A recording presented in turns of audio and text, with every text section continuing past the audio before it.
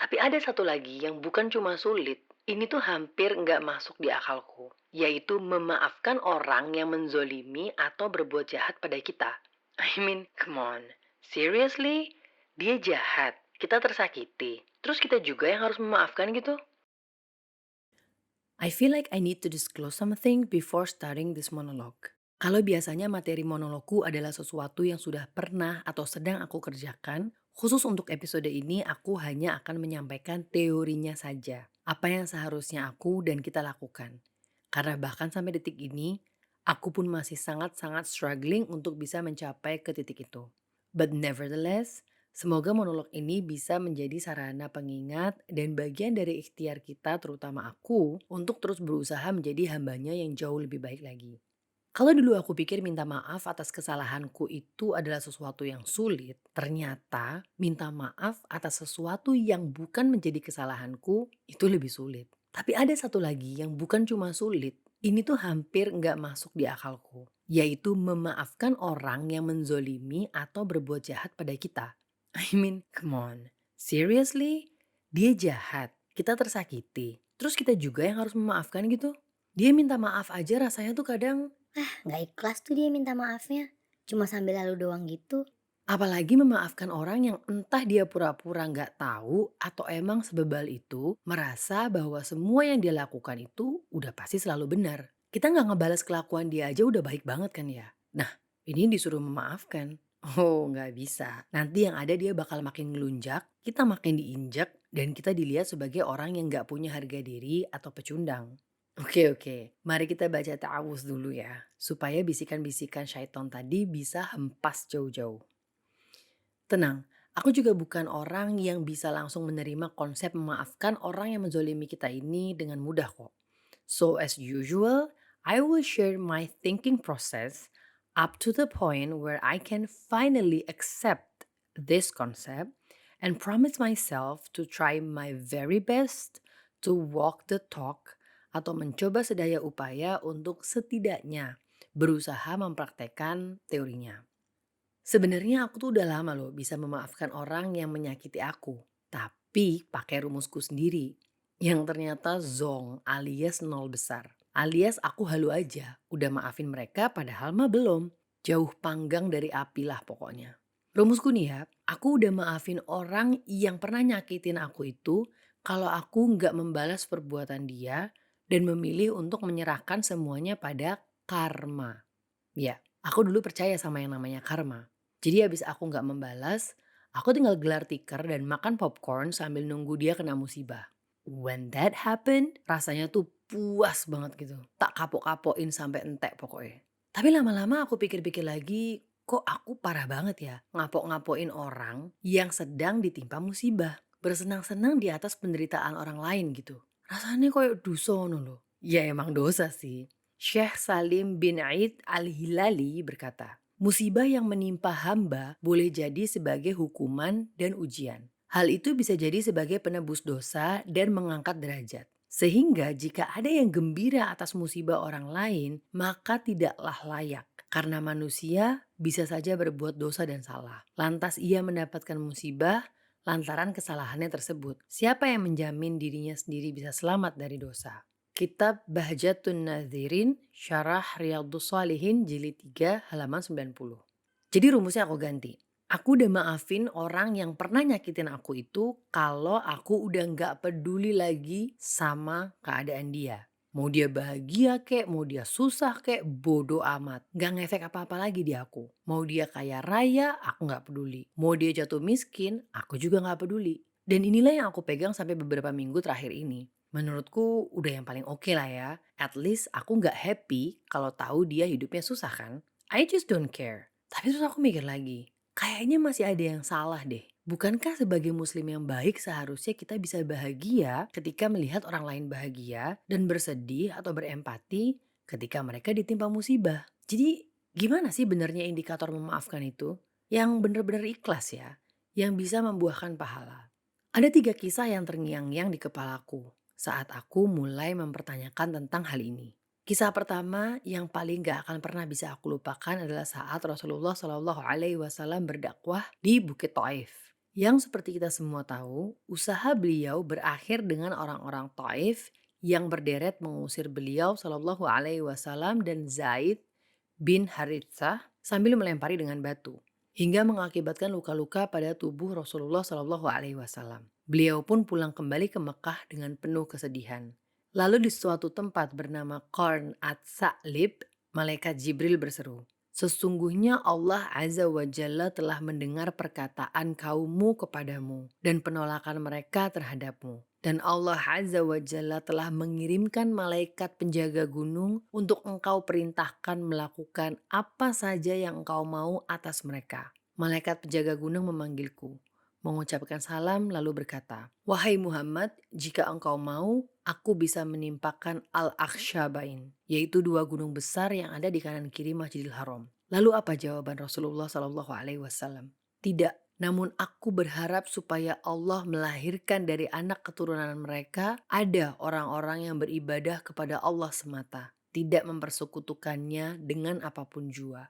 Hadis riwayat Bukhari nomor 3231 dan hadis riwayat Muslim nomor 1795. Bayangin, seorang manusia mulia, badannya terluka, dizolimi, ditawari oleh malaikat buat menghancurkan manusia-manusia itu, tapi beliau Shallallahu Alaihi Wasallam memilih untuk memanjatkan doa. Karena doa orang yang terzolimi itu makbul. Apatah lagi yang berdoa adalah kekasih Allah. Coba kalau kita tahu dizolimi, tahu kalau doa kita makbul, bukannya berdoa yang baik, malah sebaliknya. Ya beliau kan nabinya, kita kan cuma manusia biasa. Oke, kalau gitu kita ambil contoh kisah kedua. Imam Ahmad bin Hanbal rahimahullah.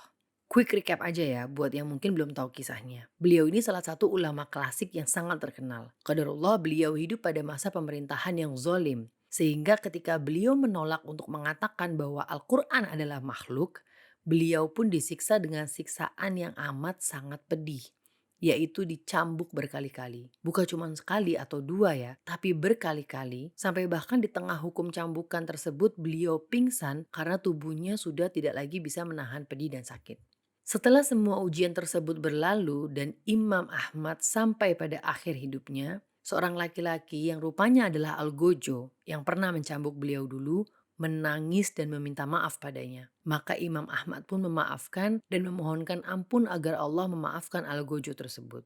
Kejadian itu sangat membingungkan bagi yang menyaksikannya, sampai-sampai anaknya bertanya, "Wahai ayah, mengapa engkau memohonkan ampun bagi orang yang telah menyiksamu dengan siksaan yang cukup pedih?" Imam Ahmad menjawab, "Apa manfaat yang akan ayah dapatkan dari saudaramu yang terkena azab? Apakah kamu tidak mengetahui firman Allah? Barang siapa memaafkan dan berbuat baik, maka pahala atasnya tanggungan Allah." Quran Surat Asy-Syura ayat 40. "Tidaklah kamu ketahui jika datang hari kiamat, kemudian datanglah umat manusia ke hadapan Allah, dan ketika itu dipanggil, berdirilah siapa yang pahalanya atas tanggungan Allah. Maka tidak akan ada yang berdiri kecuali orang yang telah memaafkan di dunia. Dan saya mengharap salah satu di antara orang yang mendapatkan pahala atas tanggungan Allah tersebut." Ya kan beliau ulamanya, kita kan cuma manusia biasa. Oke, kalau gitu kisah terakhir ini tentang seorang manusia biasa yang saking ordinary-nya, para sahabat pun sampai dibuat kebingungan. Suatu hari Anas bin Malik radhiyallahu anhu sedang duduk-duduk bersama Rasulullah Shallallahu alaihi wasallam. Tiba-tiba beliau bersabda, "Sebentar lagi akan datang seorang laki-laki penghuni surga." Kemudian seorang laki-laki Ansor lewat di hadapan mereka, sementara bekas air wudhu masih membasahi jenggotnya, sedangkan tangan kirinya menenteng sandal. Kalimat dan kejadian yang sama berulang sampai di hari ketiga. Sampai salah satu sahabat penasaran, amalan apa sih yang dilakukan oleh lelaki Ansor ini? Kok bisa sampai Rasulullah Shallallahu Alaihi Wasallam bilang bahwa dia adalah lelaki penghuni surga? Akhirnya beliau, Ammar bin Ash radhiyallahu anhu pun meminta izin untuk menginap di rumah lelaki tersebut. Selama beliau menginap, laki-laki ini tidak pernah terlihat bangun untuk mengerjakan qiyamul lail. Hanya saja tiap kali terjaga dari tidurnya, ia membaca zikir dan takbir hingga menjelang subuh. Kemudian mengambil air wudhu. Karena dirasa tidak ada amalan yang istimewa, beliau pun memutuskan untuk bertanya langsung pada lelaki Ansor ini. Amalan spesial apa yang dia lakukan sampai-sampai Rasulullah Shallallahu Alaihi Wasallam berkata bahwa dia adalah penghuni surga? Lalu lelaki tersebut menjawab, "Sebagaimana yang kamu lihat, saya tidak mengerjakan amalan di luar apa yang biasa dilakukan. Hanya saja setiap malam sebelum tidur, saya bersihkan hati saya. Tidak ada dendam dan hasad pada orang lain. Semuanya saya selesaikan." Well, what I'm trying to say is, memaafkan orang lain yang menzolimi kita itu bukanlah suatu hal yang mudah, karena rewardnya juga nggak main-main. Rasulullah Shallallahu Alaihi Wasallam bersabda, sedekah itu tidak akan mengurangi harta. Tidak ada orang yang memberi maaf kepada orang lain, melainkan Allah akan menambah kemuliaannya. Dan tidak ada orang yang merendahkan diri karena Allah, melainkan Allah akan mengangkat derajatnya. Hadis riwayat Muslim nomor 2588.